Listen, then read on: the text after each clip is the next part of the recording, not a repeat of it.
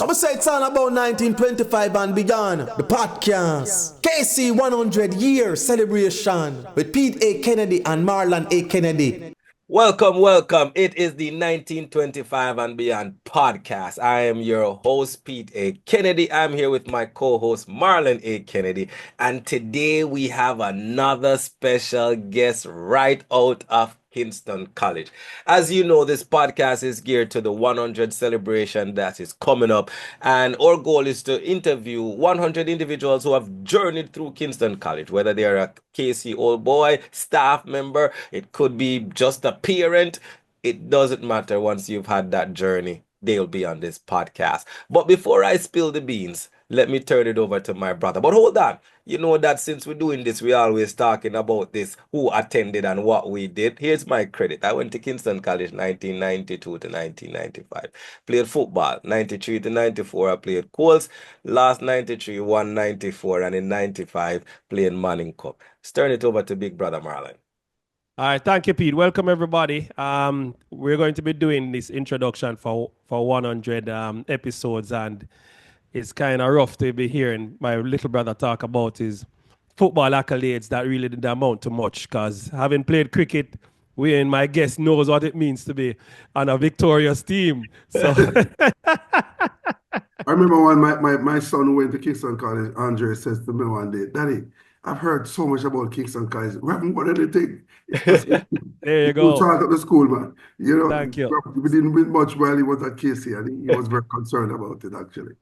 Thank you, Wayne. So I went to KC from 1986 to 1993 and played cricket at all the levels, under 16, under 14, and under 19, and captain at all those levels as well. But our guest today is Wayne Lewis. For those who are very familiar with the cricket world, they're quite sure everybody should know who Wayne Lewis is. Yes. Just to blow give his accolades a little bit. So, you know, he played for Kensington and Kingston cricket clubs, but he also played at the national level. And Wayne Lewis, unfortunately, he's very good, but unfortunately played at a time when they had Desmond Haynes and Gordon Greenwich. So it was an uphill battle for him to try and get to that level. But he was a part of one of the he created a number of records with a man named Delroy Morgan, Pete, that had a lot of successful opening partnerships for Jamaica at the regional level. So with nothing more to say, I'd like to welcome our Fortis brother, Wayne Lewis. Welcome. Thanks, Fortis, guys. I really appreciate it. First, let me say thanks for choosing me. I think that I could add some value to your podcast. I really appreciate the fact that you have, invited me to your program. Made me a little concerned at one stage, but I said, I'm going to be divulging or, disseminating a lot of information about myself that most persons might be going to be hearing it for the first time, because it's a great opportunity for me to tell my story a little bit. Yes. Right? Yes, man. That's all I hear, man. Right, so let's go. I went to Kingston College in 1975, and I started at Kingston College in one of the most unusual way. I was going to St. Michael Primary School, and there was a youngster by the name of Randy Olson who ended up at KC along with myself. We were playing cricket at St. Michael Primary School. Those who don't know where that is, it's right beside, just up the road from the General Penitentiary. Okay. In Raytown, right? So that's where I went to primary school. Now, for some reason, we started playing cricket, at the school. My brother, who ended up at St. George's College, actually, there was a competition they called the Matcham Cup. And the first time he played, he took like 7 wickets in a game, and it was a big thing. So I that's where I found the love and appreciation for cricket. I wanted to emulate my brother. So we started playing cricket. Randy also saw something in me, and after myself started playing Matcham Cup with himself, he invited me over to Kensington. So that's why I actually got involved in Kensington. Now it so happened that I was playing some age group Royal Law competition at Kensington, and I was knocking up just before the start of the play. But Mr. George Thompson, who turned out to be, my father, who actually was there, and I was knocking up, on the grass before the game started, and he won. You're talking George T, correct? George T. The great George Thompson. Great George T. And you said turned out to be your father? Turned out to be my father. I'm going to give my story, yes. Okay. He Okay. actually adopted me, and Oh, didn't change my name or anything. He just saw me batting and inquired about me, and an introduction was made, and then he said, I gave him my story. Them time that I come out of the belly of the inner city, the ghetto at its lowest, yeah, yeah, lonely yeah.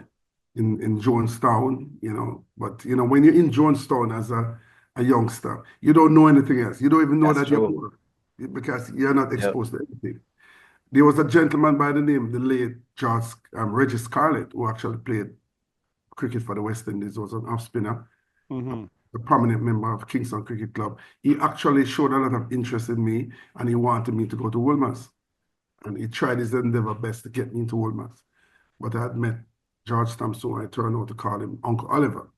Mm-hmm. And he was the one who, orchestrated my getting into Kingston College. Well, as a matter of fact, when I got to KC in first time, I could barely read at the time. Your primary school don't really Wow. pay any attention at you really.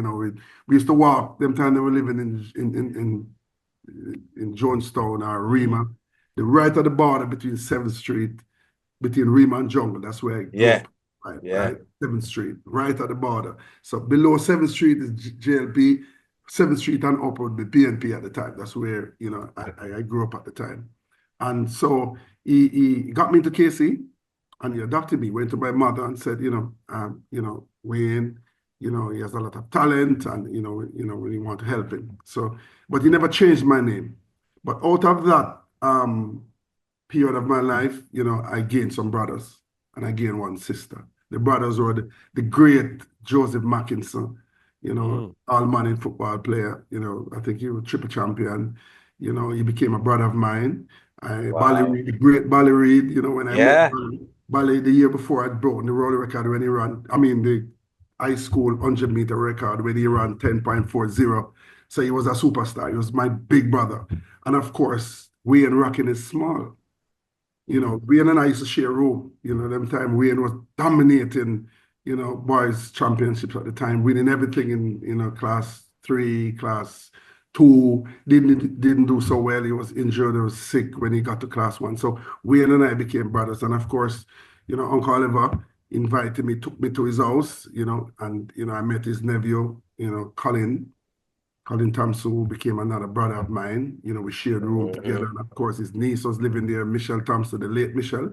She died 1 year Wow. after Uncle Oliver passed. So Mm-hmm. she was my big sister.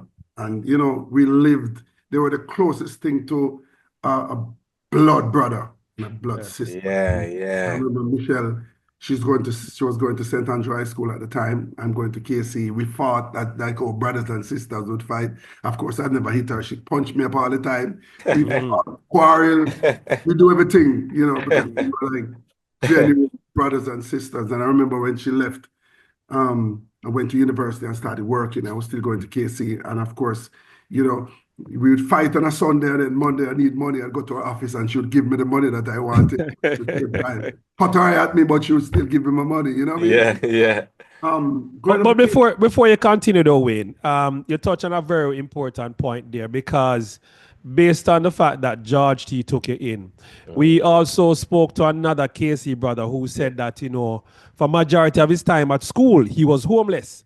And Yeah. one day Helen Douglas see him and us.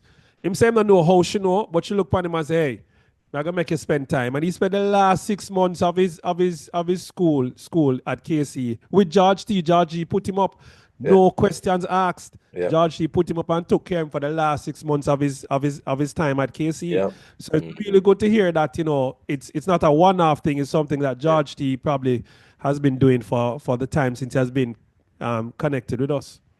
absolutely. And I was a normal child growing up. T4, Uncle of a car, T4 Michelle car, they found out that, I was taking out the car. We did everything, car girls at the house during the day, and everybody came home and, you're caught in a compromising position. You have to run through the back door and jump the fence.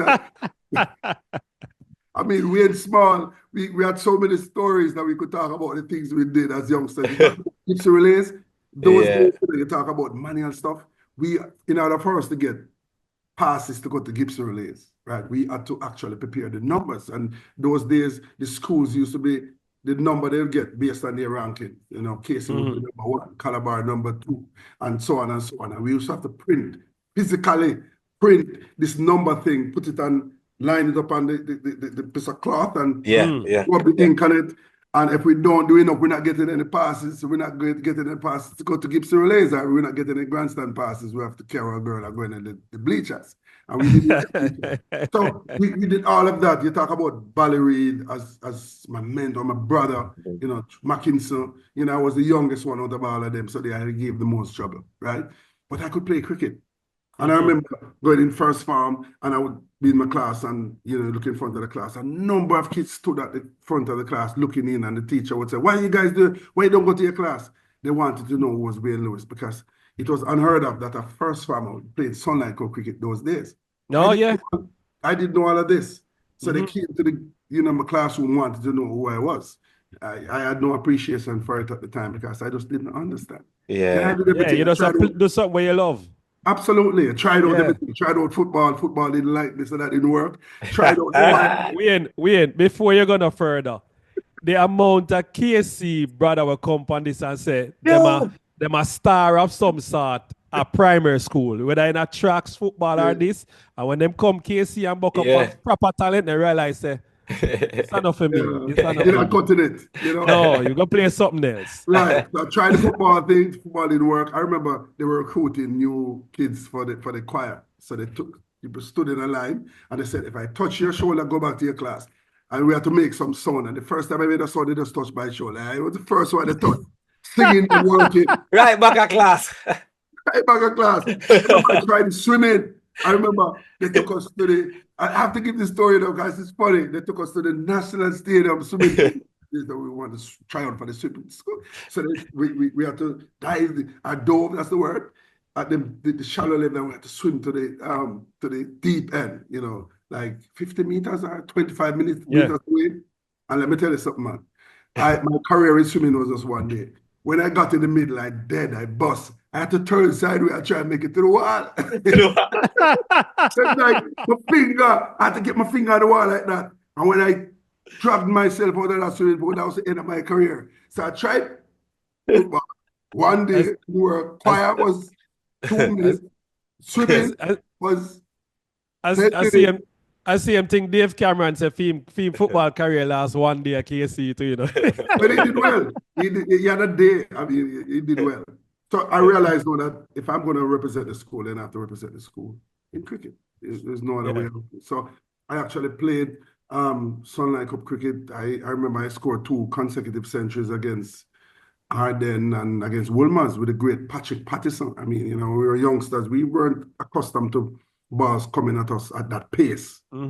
Wolmer's, and I made my first century, got into the Jamaica under-19 team, did pretty well. You know, then, you know, after scoring those 2 centuries, that's why I actually ended up playing for Kensington. Because those days, you know, you're young and you're in love. My girlfriend, so when Sunlight Cup cricket finished, that was it. I didn't play any cricket after that. And I started scoring runs consistently in Sunlight Cup.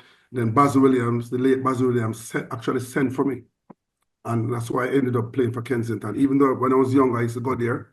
But after, you know, starting going to KC, I just stopped going. I was just basically just playing Sunlight cricket. Cricket. That was it for me until they called me and I went, and you know, I did very well, scored tons of centuries. So how old were you when you were in school and started playing club cricket? Well, I started playing club cricket when I was in 5th form, actually.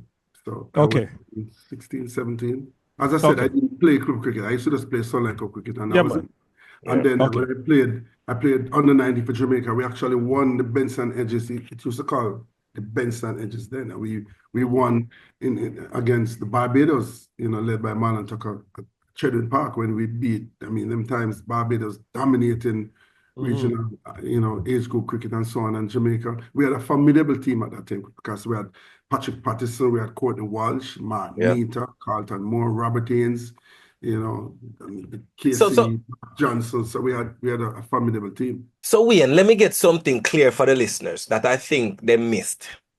When you joined KC in first farm, the only level of cricket you played was Sunlight for your entire career at KC? Well, first to fifth form, yes, I only played Sunlight. I only played one Junior Cup match in my life. And the reason why I played that Junior Cup match was once I started playing Senior Cup. We had one Junior Cup game before the Senior Cup actually started, and they wanted And you had to play that. and Wow. they asked me to play it in preparation for Senior Cup. So I never used to, play club cricket or anything. I just play Sunlight. When Sunlight is over, that's it for me. That's Yeah. it. Okay. And Wow. So back then they didn't have under 14 and under 16. It was just Sunlight. I played course. Okay. In cricket. I actually captained the KC team. Okay. In course cricket. And I was vice captain under Mark Johnson. Mark Johnson played football and for KC. So I played with Mark Johnson and Robert Haynes. Robert was junior to us at the time. And so I was vice captain during that period. As a matter of fact, my last 3 years at KC, we lost one game in 3 years. And that was a rained out match where it was rained up on the set, the pitch and, some calculations and so on. And St. Jacob beat us at a place in St. Catherine called Lime Tree Oval. Lime Tree Oval, yeah. Yeah, the first time I was experiencing actually losing, and it never felt good. It was bitter. You were upset and, just cried for days, because we weren't accustomed to losing. Yeah. We won everything. I mean, I remember we beat St. Elizabeth Technical in 3 consecutive. Just repeat that point there for Pete, please, about winning. We didn't know what it is to lose. Everybody's watching. We weren't in the customary thing of losing games. We're not into that. And, during my time at KC, I need to mention also my good friend, my brother, Dr. Patrick Dallas, because I also gained a mother in his mother. I used to, them time we were living in Forest's Garden, and there was you walk down to the end of the road, and like you're going down to Duane Park, you turn left, go through some bush, you go across a little what do you call it? Gully or whatever, and we get into Pembroke Hall, and he lived in Pembroke Hall with his family at the time, and I used to go over there and I always have dinner like every day. I almost call her mom, to the point that I was so integrally involved in the family that at her passing at the funeral, I was mentioned a number of times during the eulogy, they call it, because I was so much integrally involved with the family. It was also my next brother, his younger brother, George Dallas. We grew up together. In fact, the first time I went to England to play professional cricket, it had to do with, Dr. Patrick Dallas setting up the contract for me. I actually stayed at his house with his family when I was in England in 1998, and I went back in 1989. So Patrick and I, we're brothers, really. Wow. We're still close to this day. Yeah, man. He's a very, very close brother of mine. So, going to KC and staying by Uncle Oliver, Dougie Bell, that's how I knew all those guys. Because when we got time and we're doing well during the year, triple champion years, 1975, that was actually my first year at KC. We were a triple champion. You wouldn't know about that, Marlon. You weren't born at the time. but we beat up JC and we won everything, So I was very familiar with the team because they would come to us. And everybody would sit around in preparations for those games. They would hang out at the house and so on. So I knew all of them. Dougie Bell and I are good friends up to today. We keep in touch, even though he's now living in New York and so on. So, I was very much a part and around the team throughout. Champs time. I remember my first champs. This is very interesting. And I've said that story many times. My first year at KC, first champ, was the first time KC was losing champs in 14 years.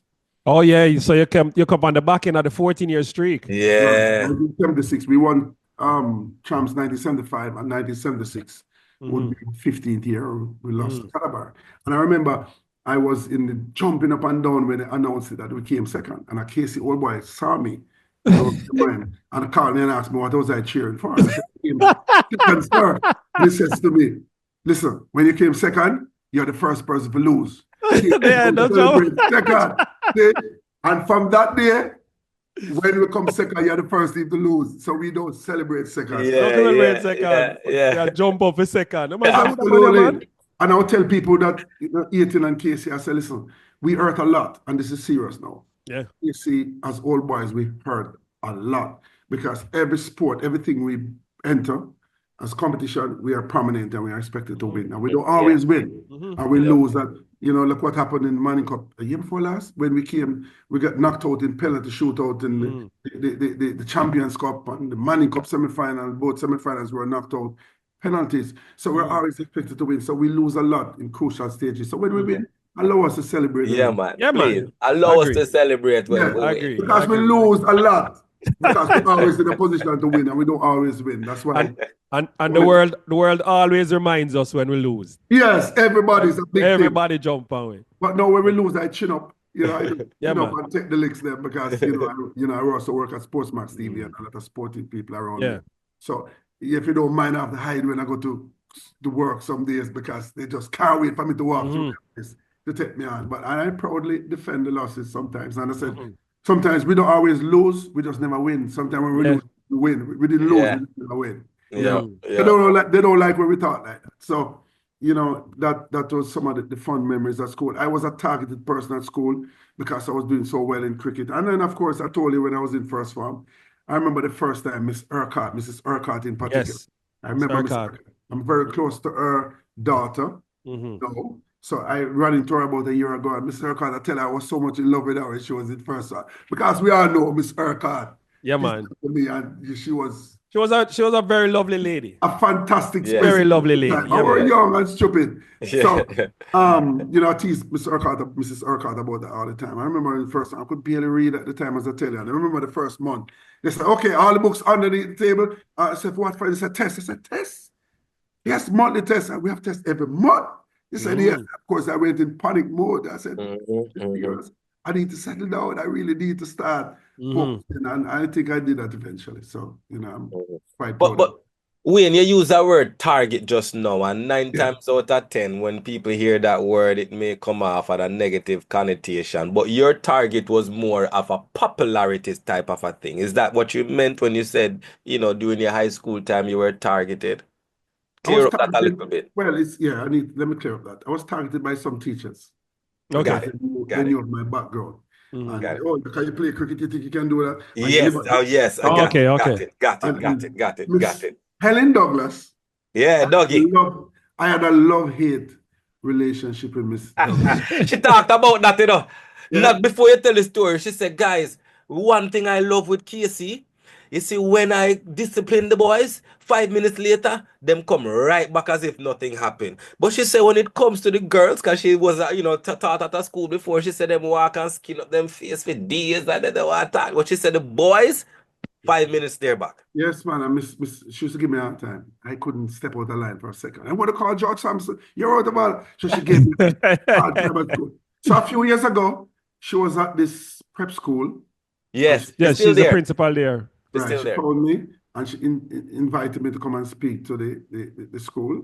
Some budding youngsters who wanted to play cricket. So, of course, absolutely, Miss Douglas. I still call her revere her, still fear her, Yes. You remember those hard, tough days because she didn't teach me at school. She was French. I did Spanish. Yeah. So yes, and she invited me and I went to the school and I delivered and it was well received. So I feel appreciative that I've turned my life around to the point she saw it actually invited me. Yeah. And talk to the boys. So I rather cherish that moment, Yeah. because it wasn't always easy at school. I tell you, I got suspended once, and of course I couldn't tell Uncle Oliver that I got suspended. But you left the house same way like you go to school. Absolutely, go to school, and of course, who told him that I got suspended. So what Wayne lose could I get suspended for school? Nothing really. I was sitting on her desk, and she keeps smiling and saying, "You need to get off the desk," and I'm just there because she's responding to me, and I think that I'm all that. Yeah. And she reported me, and they called me, and I got 3 days suspension. So therefore, Miss Douglas, informed me and called him and told him that, Wayne got suspended, right? It is a report that she made. Yes. Never informed you. Yeah, man. We are reason, right? She informed me and I had to explain that. I had a very interesting time at school. I did okay. And then when I got to fifth form I started getting more serious. Everybody was saying, right, this was a transformation. Wayne is so polite. Good morning, good. I'm studying, I'm preparing. And so I realized now that, I'm getting to that stage where I need to be more serious. That's when I met Noel Greenland. Noel Greenland? No. You don't know Noel Greenland? Okay, my bad. Go ahead.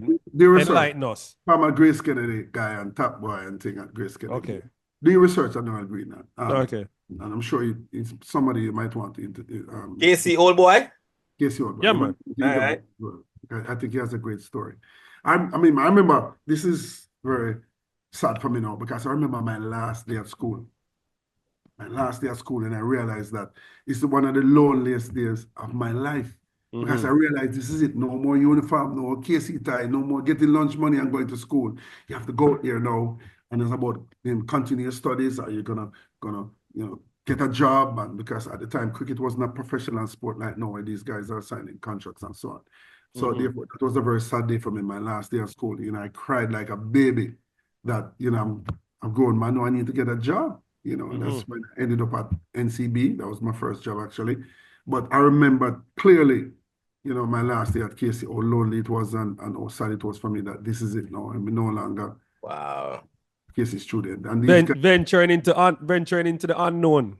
of course, and I remember my son, when he was in fifth form, I was invited to come and speak to his class, and I shared that very story to them. I said, listen, guys, you need to take because you're going to see some guys in them fancy BMW and Mercedes-Benz in them suit driving, and if you don't take care, and you're going to see them and then pass you at the bus stop, and you say, that was my classmate. You need to get yourself serious now to try to make that transition. So I had to talk to them about that, the importance of why you're at school. So, things I think turned around a little bit after that, because they realized now that it's not a joke. You get into that stage where you need to start taking it seriously. But I had cricket, and cricket was my thing. All I wanted to do is play cricket. I never interested in going to university, because I could have. But I weren't interested in that. I just wanted to play cricket for the Jamaica. So that was my thing. So tell me that story now. Now that you left the KC, what happened next? So what's that? Yeah. Tell me about the life after KC. Life after KC, started working at NCB, not thinking about any after studies, going back to that. That was my thing. I wanted to play cricket. Started working at NCB. Of course, I made the transition. I can't stay at Uncle Oliver forever, because he wants to help other youngsters coming through, because his place was like a university. He's helping so many people, and it was such people don't understand the type of contribution that man has made to so many poor people, kids. We have so many people. And I don't think we have many of those kind of people in this world anymore who just genuinely just want to help people. And so I took, of course, I moved out, get involved, have girls, eventually I got married and kids, and my life moved on. It stayed in my life throughout. When I was getting married, he was at my wedding. Michelle, my sister, his niece, was at my wedding. Colin, his nephew, was at my wedding. So, as I said, it gave me a platform to move forward, and, also taught me never to forget where you're coming from. So if I've never forgotten, you introduced me just now talking about cricket, and I got very uncomfortable about it. I don't like the one talking to me about people, about me. Awareness, I don't like the attention. When people start saying stuff like that, it makes me, humbles me, and I don't like it. I'm very uncomfortable to be introduced as a cricketer, from a cricketer, stuff like that. I know. So I played cricket for Jamaica, for years. As a matter of fact, I have some unique, since you're asking me, I'm talking about it. Some unique, achievements in cricket. Like, for example, Shell Shield cricket was the biggest thing. Yeah. There was a regional cricket. A lot of persons don't know that I'm the last Jamaican to score a Shell Shield 100.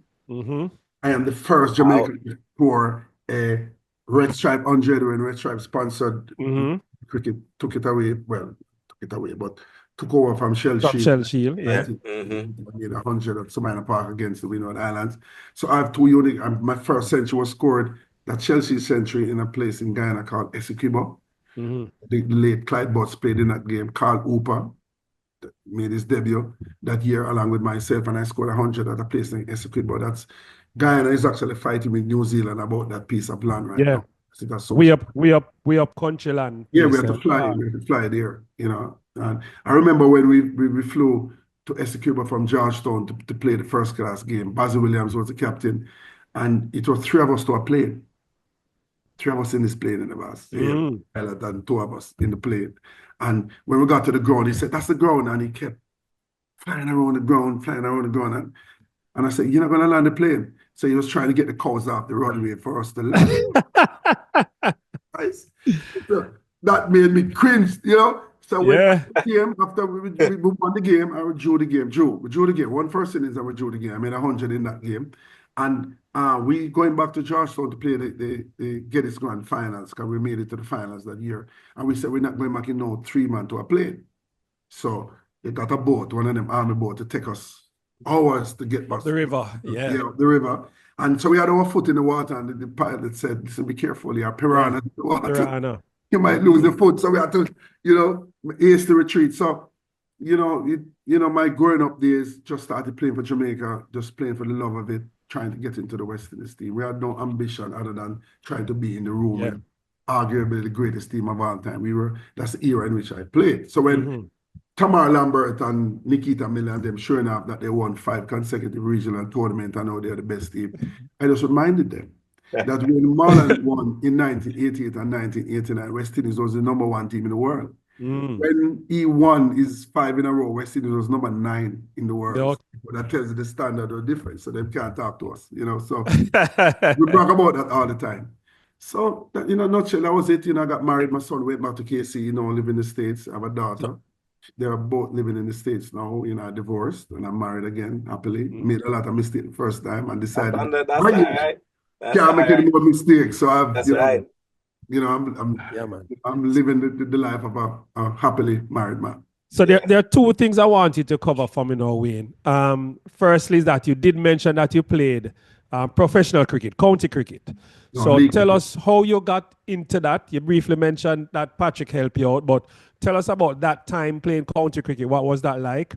And then now I'm fully aware that you play a key administrative role in West Indies cricket. So tell us about how you got into that as well, and what are your responsibilities and all of that now. Okay, firstly, I got into England. Patrick Dallas, as you know, is my brother. And them time they started making runs, scoring hundreds for Jamaica and dominating Senior Cup at the time. And he was living in England. I think he was studying. After he was doing his PhD. No, I think he had finished his PhD by then. But he was still based at domicile, as I say, in England. And he said, you know, I should come to England because West Indies was actually touring England in 1988. And he thought that, you know, it's important for me to get that experience of the moving ball while I'm in England. And therefore, West Indies team is touring, anything can go wrong. I could be drafted. That was 1988 because I did so well for Jamaica in the regional tournament when we won the regional tournament led by Marlon Tucker for the first time in 19 years. 1969 was the last time Jamaica actually won that tournament. So this is 1988 now. And I was Jamaica's MVP, you know, and we won the tournament. And I was actually named in the standby for the tour of England in 1988. So Patrick arranged a contract for me. I played in Yorkshire, Bradford, a team called Saltaire. And Bradford League is considered the toughest league in England because now you have the Lancashire League and those leagues, only the professional, the pros pick. The rest are amateurs. In the Bradford League, they're all professionals. South Africans, the Pakistanis, New Zealanders, those guys actually play, a lot of them playing in that league. And I remember I scored so much runs in that league that there's an all-league team that played in some competition in Scotland, another part of Yorkshire. And I was the one who got selected. I got selected over test players. That year, the amount of runs that I scored, I think I scored 4 centuries, 1,000-odd runs, average 60. I really, really dominated to the point. I remember like in May in England, it's still damp cold. June state, it gets better. When West Indies was #1 team in the world, West Indies used to play test matches in the back part of July into September. When you are going to England as a touring team and you're playing in May, June, April, May, June, you know you're not one of the top teams. That's where we're being relegated to now. When we go to England, we don't play in August or September anymore. So I was there at the time. It was damp, but I was scoring so much runs and people tell me that I'm stylish and so on. And this is not a joke now. The late Brian Close and Jeffrey Boycott, they heard about me and they came to one of the games to watch me bat. And of course, you know, I was kind of embarrassed that day. I made 16. A 16-year-old boy turned me around because the ball was swinging so much. You know, it is Marlon. The ball on the leg side, and you shape up to flick the ball through the onside, and it swung back past the off stump. So I was flicking to leg and I was caught at gully. But the fact that Jeffrey Boycott, and it created a buzz because he's a legend. He's God in Yorkshire. So when he actually turned up, I was standing at the side watching me bat and thing. The crowd was, and people heard that he was there, and all of a sudden the place was full like a test match. They didn't come to watch me really. They come to fact that Jeffrey Boy was at the game, right? I was disappointed that I didn't, show my true mettle that day because the ball was just moving around too much. It was wet and overcast. So I played in England in 1988. I went back and played again in 1989. I just didn't like it after a while. So after 2 years, I said, I've had enough. And I wasn't, as I said, I was on standby for that tour. The only time I've ever been named as a standby for the West Indies team was 1988.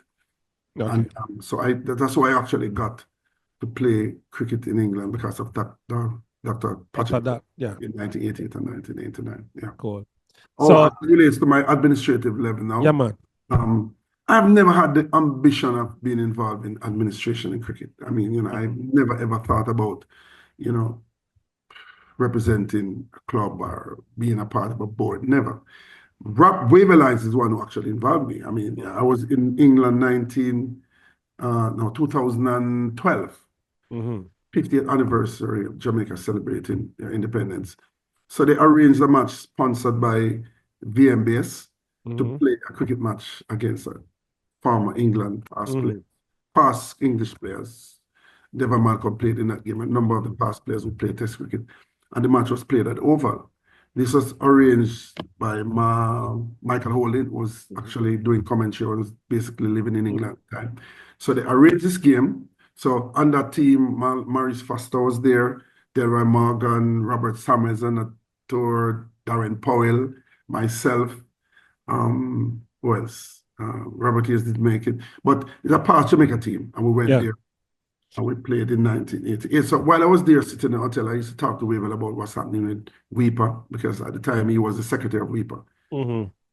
And, we had great discussions about it. It turned out that our own Andrew Richardson, those days it was very plastic and daggers drawn between WIPA and the West Indies board.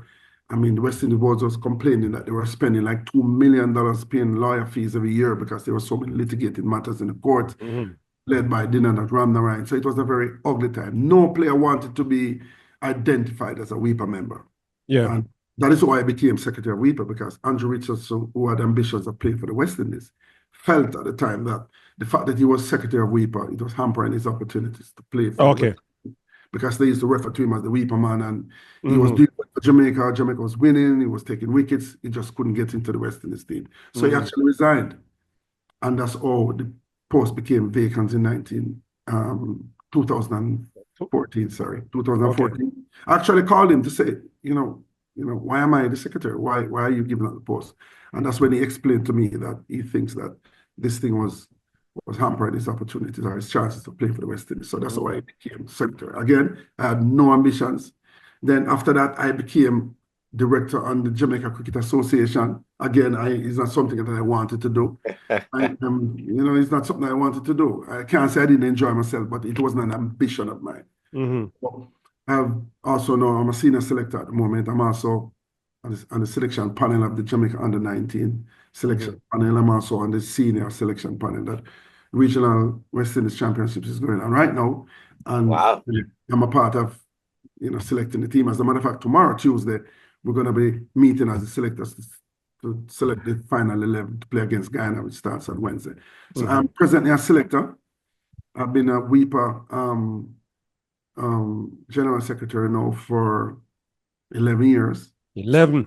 Yeah, I really enjoy that because, Wavell and we are the two that sits on the negotiating panels.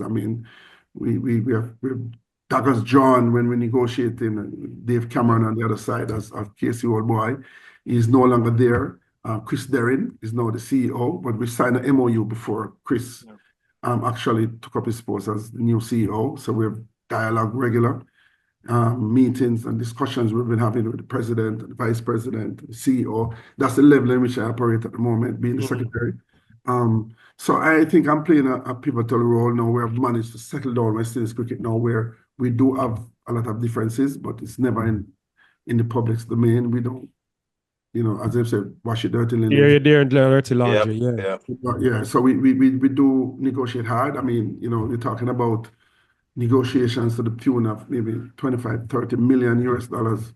You know, Wow. those are the type of negotiations that we're involved in now, because we represent all the cricketers throughout the region, whether you're a WIPA member or not. It's a collective bargaining agreement. So I can't say I don't enjoy that. I enjoy that. I have strict responsibilities because we just had an election in February, the 23rd of February in St. Kitts, and that's my responsibility to, do all of that. Wave Alliance, it's so funny the way WIPA sets up, because Wave Alliance is the president and CEO, but I see that I'm his boss. Because he reports to me as the General Secretary. Of course, we don't live like that. That's Yeah. But in terms of the negotiating his contracts or anything with his vacation leave or anything like that, I am the person who has to sign off and stuff like that. So we do, represent, a very serious part of West Indies cricket, because, we have to ensure that Cricket West Indies maintains basic minimum standards for the time when the teams travel, the type of hotels that they're in, their remuneration packages, discipline matters, we represent them. So we are heavily involved in West Indies cricket. Yeah, man, and that story, I can understand it, and the reason I say that is Marlon here introduced me to Wavell Hines, and Wavell Hines has become like a big brother to me as well. Every time he's in the South Florida area, so that's why I laughed when you said, even though he leads in that part and you're the boss. So outside of this, it's a KC thing, but big up yourself, Wavell, big up yourself. Yeah, man. All right, so Wayne, I want to thank you very much. You took us on a very nice and interesting journey there. I really appreciate it. I want to thank you for everything that you've done, and continue with the good work with WIPA and also with Jamaica Cricket, and also further to extend that to your family life as well, so to keep things going. So Pete, your turn. Well, the thing is one of the things that we ask, and this I wanted to make sure we get this out for you.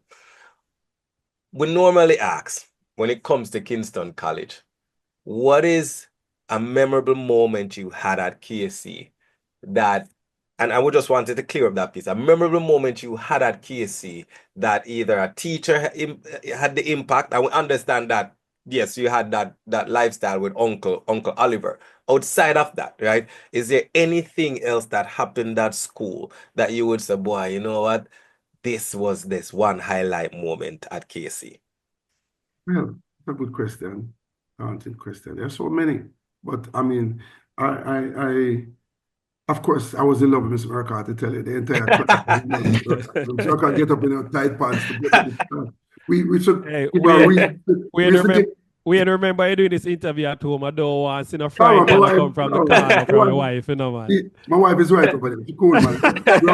I've told her the story so many times. And we should find reasons for her to go on the chalkboard, to write something. Yeah. We just, you're young and testosterone driven like a boy. We just fascinated by stuff like that. We didn't understand. You just develop it, feel. We just think that she was the greatest. Yeah.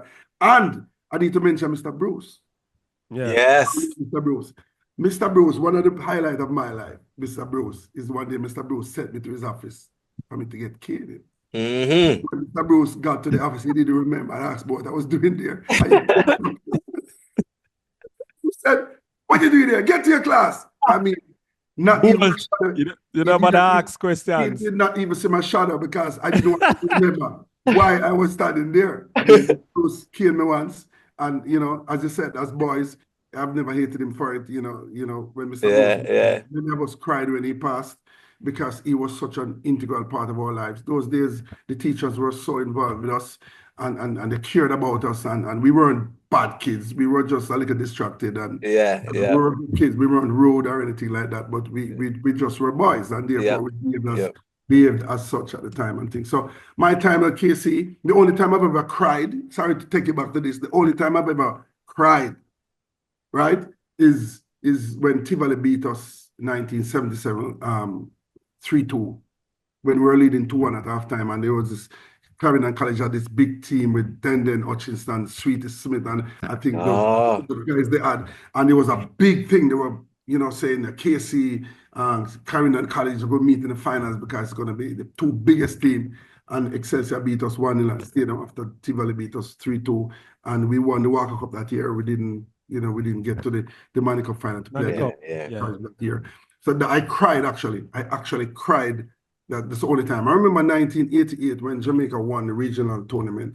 We lost the finals of the Harrison Line finals to Barbados.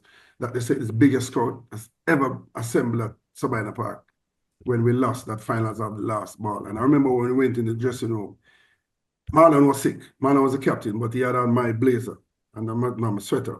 You know, we gave him. He was having the flu, so he was sleeping there, shivering in the dressing room. And when we walked in, when we lost the match, I remember Michael Olin crying, and Michael Olin hit the door to the bathroom and burst it.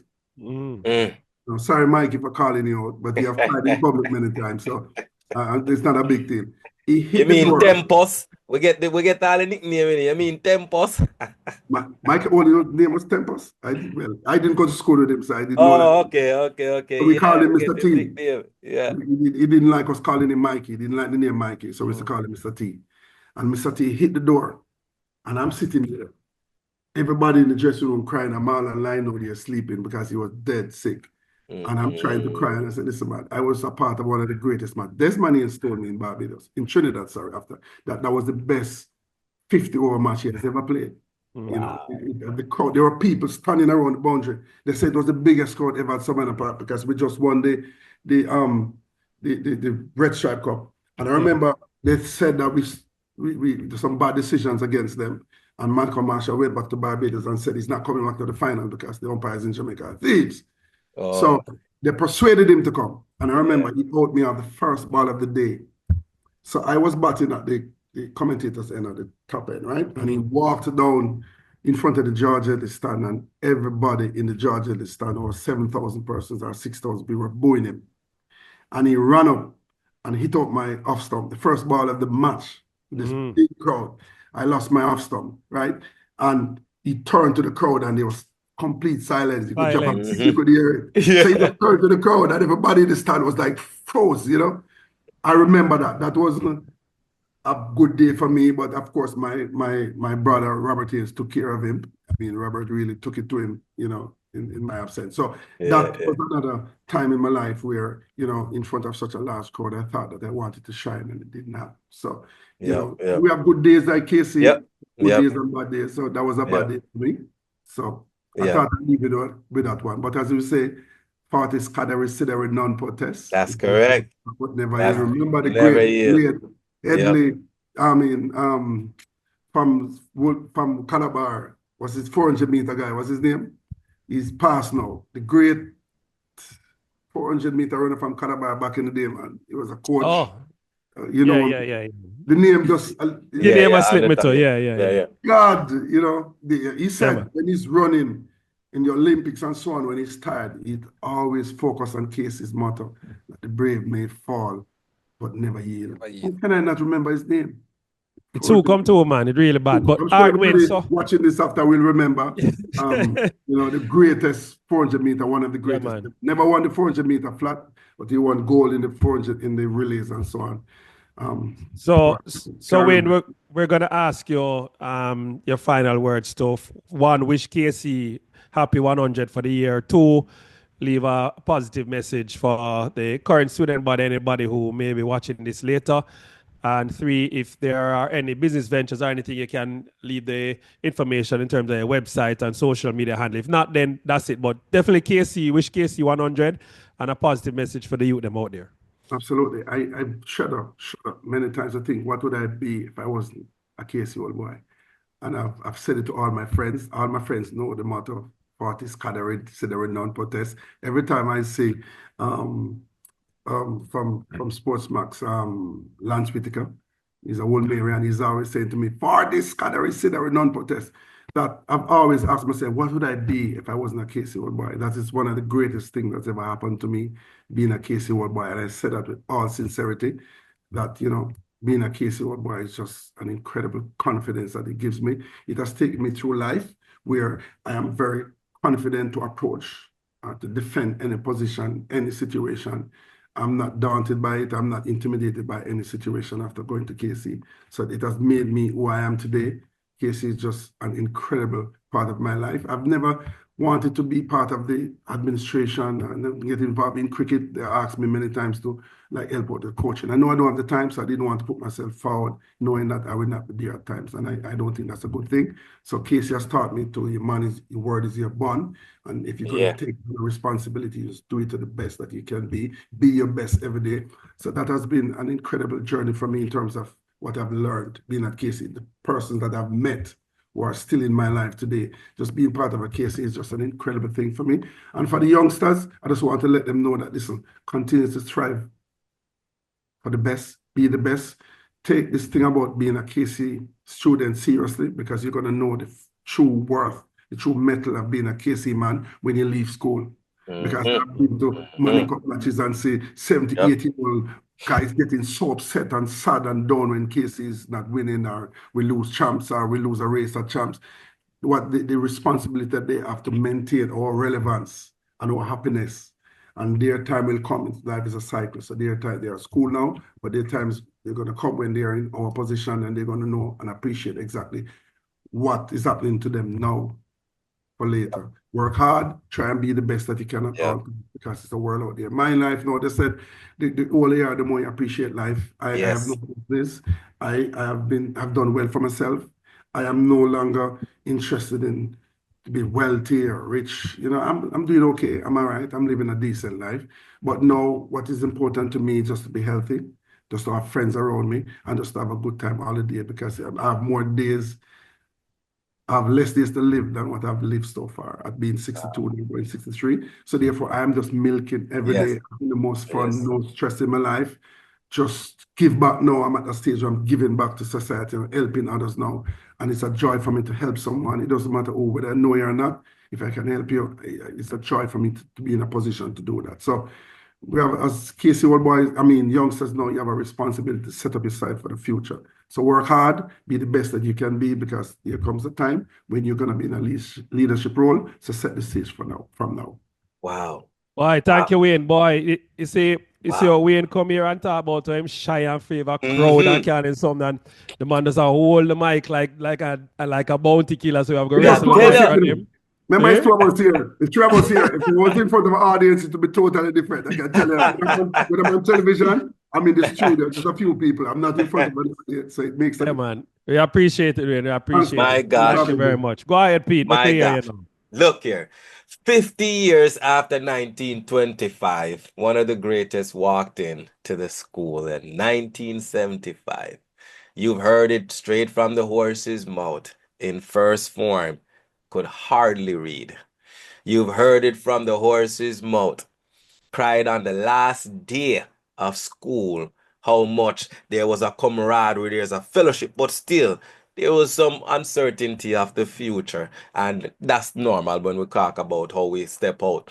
But when you hear how this gentleman does shared, what would I be if it wasn't for KC? KC then, KC no, and KC forever. So I want to say, Mr. Wayne Lewis, I tell Marlon and I think I'm going to have some permanent cheeks back here when we're done with this 100 celebration, because I can't stop smiling. The stories are enriching and they connect. Right? And I'm going to say this part. So you get a piece of the Bruce's juice too. I saw them call him Marlon. Bruce's cane juice. Bruce's cane juice. So we hear about it, right? So when you mention it, all of those little things are connected with that, because some of the guys who went to school around those when Sir Bruce was there, they talked about Bruce's cane juice. So when you them come to you and remember what's in the office, I'm like, him escape from the Miss Douglas talk about it too. But Sir Lewis, thank you for all you do in the community. We appreciate you. Thank you for taking time out to come on the 1925 and Beyond podcast to share with the KC family and the KC world and the young KC guys coming up how they also can be unique and be special and make this motto be a lifetime for them. We appreciate you. You said it, but we have to say it again. just we all wrap up with the motto, and it's the greatest one ever. And I want to say this. When I think Herb McKinley was the first Jamaica guy. Herb McKinley. Yeah, man. I did search That's on my mind too, man. We're Right? glad we catch it before it done. Before, yes. So, guys, out of what we've heard, Herb McKinley, one of the greatest runners out of Jamaica. Calabar man. Yes, he's a Calabar man, right? Use And my our big motto. friend, we always give the plug. So my big friend Daniel England as well, who always talk about his coach Herb McKinley, who lives here in South Florida. So big up yourself, Daniel England. Another Calabar man. You heard it. Herb McKinley, whenever he's running and going through his toughest time, he thinks about this motto, and we're going to say it for you. Oh, you go Fortis, guys. It start like this. Fortis. Fortis. Federate. Non-potest. The brave may fall, but never yield. Fortis forever. Fortis forever. Fortis Thank you. forever. Fortis So, love. thank you again, Wayne. We appreciate you. Blessed love. And we say cheers from 1925 and beyond. Blessings.